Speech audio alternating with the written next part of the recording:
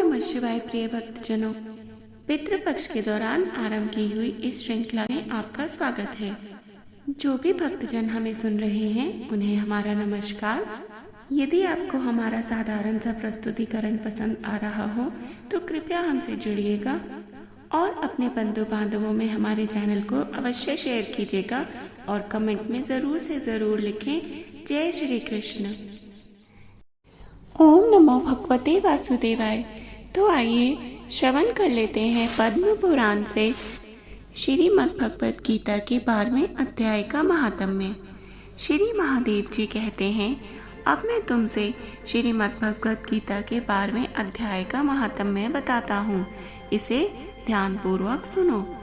वो कहते हैं, हे पार्वती, दक्षिण दिशा में कोल्हापुर नामक एक नगर है जो सब प्रकार के सुखों का आधार, सिद्ध महात्माओं का निवास स्थान तथा सिद्ध प्राप्ति का क्षेत्र है। वह पराशक्ति भगवती लक्ष्मी की प्राधीन पीठ है। संपूर्ण देवता उसका सेवन करते हैं। वह पुराण प्रसिद्ध तीर्थ भोग और मोक्ष प्रदान करने वाला है। वहाँ करोड़ों तीर्थ और शिवलिंग हैं। रुद्र गया भी वहीं है। वह विशाल नगर लोगों में बहुत विख्यात है। एक दिन कोई युवक पुरुष नगर में आया। वह कहीं का राजकुमार था। उसके शरीर का रंग गौरा, नेत्र सुंदर, ग्रीवा शंख के समान, कंधे मोटे, छाती चौड़ी तथा भुजाएं अति विशाल थी। नगर में प्रवेश करके सब और महलों की ओर शोभा निहारता हुआ वह देवेश्वरी लक्ष्मी के दर्शनार्थ उत्कंठित होकर मणिकंठ तीर्थ में गया और वहां स्नान करके उसने पितरों का तर्पण किया। फिर महामाया महालक्ष्मी को प्रणाम करके भक्ति पूर्वक स्तवन करना आरंभ किया। राजकुमार बोला, जिसके हृदय में असीम दया भरी हुई है, जो समस्त कामनाओं को देती तथा अपने कटाक्ष मात्र से सारे जगत की रचना, पालन और संहार करती है, उस जगन माता महालक्ष्मी की जय हो। जिस शक्ति के सहारे उसी के आदेश के अनुसार परमेष्टि ब्रह्म सृष्टि रचना करते हैं, भगवान अच्युत जगत का पालन करते हैं और भगवान रुद्र अखिल विश्व का संहार करते हैं, उस सृष्टि, पालन और संहार की शक्ति से संपन्न भगवती पराशक्ति का मैं भजन करता हूँ।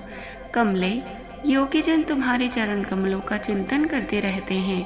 कमलालये, तुम अपनी स्वाभाविक सत्ता से ही हमारे समस्त इंद्रिय गोचर विषयों को जानती हो।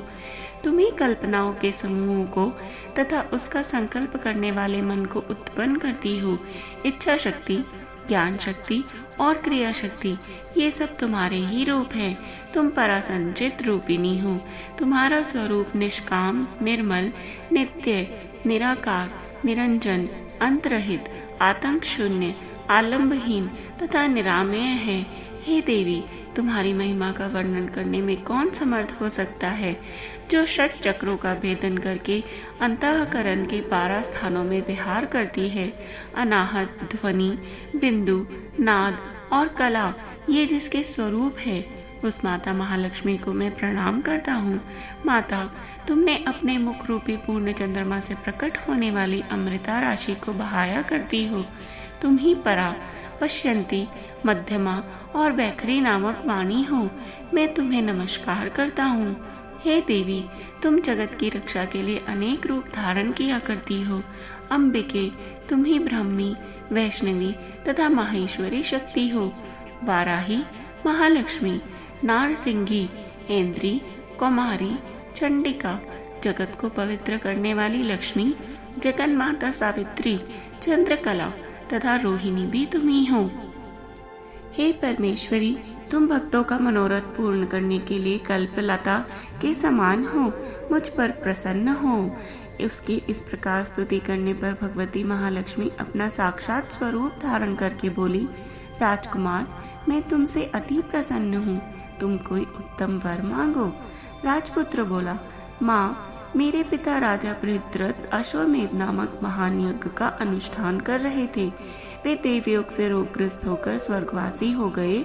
इसी बीच में यूप में बंधे हुए मेरे यज्ञ संबंधी घोड़े को, जो समूची पृथ्वी की परिक्रमा करके लौटा था, किसी ने रात्रि में बंधन काटकर कहीं अन्यत्र पहुंचा दिया। उसकी खोज में मैंने कुछ लोगों को भेजा था, किंतु वे कहीं भी उसका पता न पाकर जब खाली हाथ लौट आए, तब मैं ऋत्विज्ञों से आज्ञा लेकर तुम्हारी शरण में आया हूँ। देवी, यदि तुम मुझ पर प्रसन्न हो तो मेरे यज्ञ का घोड़ा मुझे मिल जाए, जिससे मेरा यज्ञ पूर्ण हो सके। तभी मैं अपने पिताजी का ऋण उतार सकूंगा। शरणागतों पर दया करने वाली जगजननी लक्ष्मी, जिससे मेरा यज्ञ पूर्ण हो, वह उपाय करो। भगवती लक्ष्मी ने कहा, राजकुमार, मेरे मंदिर के दरवाजे पर एक ब्राह्मण रहते हैं, जो लोगों में सिद्ध समाधि के नाम से विख्यात है। वे मेरी आज्ञा से तुम्हारा सब काम पूरा कर देंगे। महालक्ष्मी के इस प्रकार कहने पर राजकुमार उस स्थान पर आए जहाँ सिद्ध समाधि करते थे। उन्हें चरणों में प्रणाम करके राजकुमार चुपचाप हाथ जोड़कर खड़े हो गए। तब ब्राह्मण ने कहा, तुम्हें माताजी ने यहाँ भेजा है।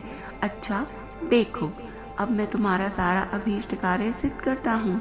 यूं कहकर मंत्रवेदा ब्राह्मण ने सब देवताओं को वहीं खींच लिया।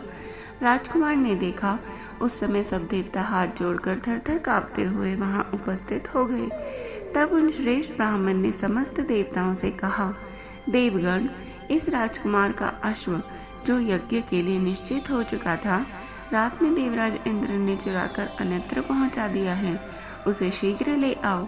तब देवताओं ने मुनि के कहने से यज्ञ का घोड़ा लाकर दे दिया। इसके बाद उन्होंने उन्हें जाने की आज्ञा दी। देवताओं का आकर्षण देखकर तथा खोए हुए अश्व को पाकर राजकुमार ने मुनि के चरणों में प्रणाम करके कहा, महर्षि, आपका यह सामर्थ्य आश्चर्यजनक है। आप ही ऐसा कार्य कर सकते हैं, दूसरा कोई नहीं। ब्राह्मण, मेरी प्रार्थना सुनिए। मेरे पिता राजा भृत्रथ अश्वमेध यज्ञ का अनुष्ठान आरंभ करके देवी युग से मृत्यु को प्राप्त हो गए हैं। अभी तक उनका शरीर तपाए हुए तेल में सुखाकर मैंने रख छोड़ा है। आप उन्हें पुनर्जीवित कर दीजिए। यह सुनकर महामुनि ब्राह्मण ने किंचित मुस्कुराकर कहा, चलो, यज्ञ मंडप में तुम्हारे पिता मौजूद हैं, चले। तब सिद्ध समाधि ने राजकुमार के साथ वहां जाकर जल अभिमंत्रित किया और उसे शव के मस्तक पर रखा। उसके रखते ही राजा सचेत होकर उठ बैठे। फिर उन्होंने ब्राह्मण को देखकर पूछा, धर्म स्वरूप, आप कौन हैं? तब राजकुमार ने महाराज से पहले का सारा हाल कह सुनाया। राजा ने अपने को पुनः जीवन दान देने वाले ब्राह्मण को नमस्कार करके पूछा, ब्राह्मण, किस पुण्य से आपको यह अलौकिक शक्ति प्राप्त हुई? उनके यूं कहने पर ब्राह्मण ने मधुर वाणी में कहा, राजन, मैं प्रतिदिन आलस्य रहित होकर गीता के 12वें अध्याय का जप करता हूँ। उसी से मुझे यह शक्ति मिली है, जिससे तुम्हें जीवन प्राप्त हुआ है। यह सुनकर ब्राह्मणों सहित राजा ने उन महर्षि से उनसे गीता के 12वें अध्याय का अध्ययन किया और उसके महात्म्य से उन सबकी सद्गति हो गई।